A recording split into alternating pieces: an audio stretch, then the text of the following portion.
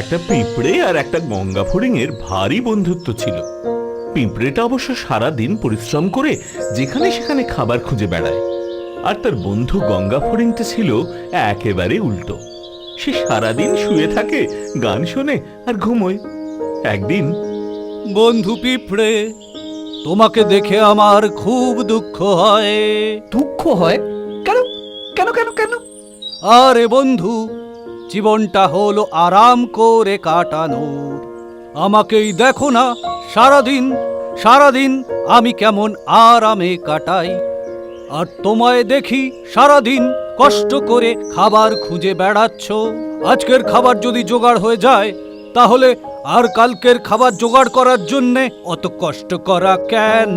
কষ্ট করা কেন? তুমি বড় বুদ্ধিমান হয়তো। আমার আসলে কাজ করতে, খাবার খুঁজতে ভালো লাগে। শুয়ে বসে সারাদিন কাটি না, আমি কোনো মজা পাই না।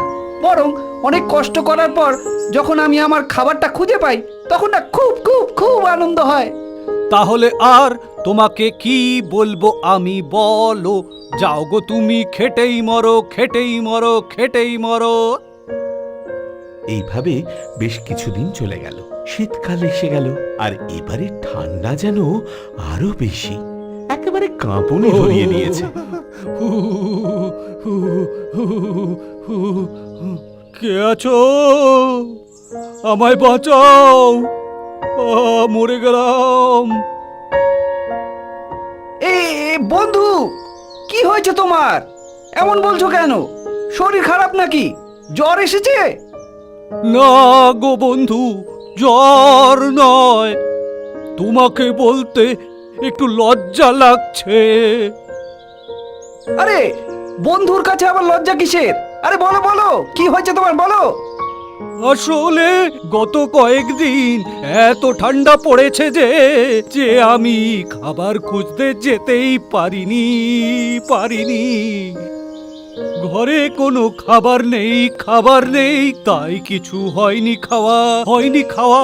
না খেয়ে শরীরটা দুর্বল হয়ে পড়েছে। ওরে বাবা, এই ব্যাপারটা এত নেচে গিয়ে বোঝাতে হয়? দাঁড়াও, দেখছি বন্ধু, তোমার জন্য কি করা যায়। এই নাও, তুমি শিগগির এই খাবারগুলো খেয়ে ফেলো।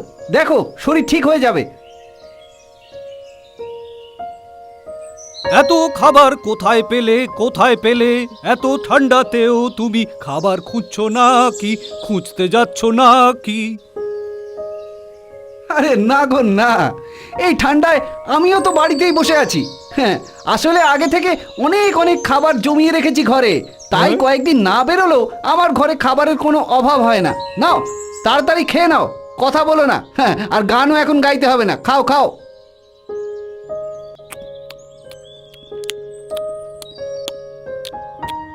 বন্ধু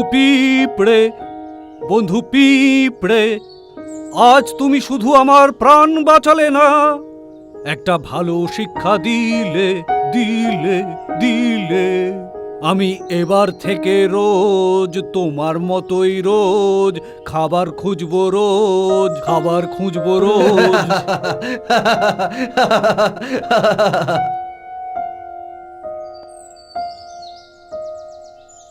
সময়ের কাজ সময়েই করতে হয়।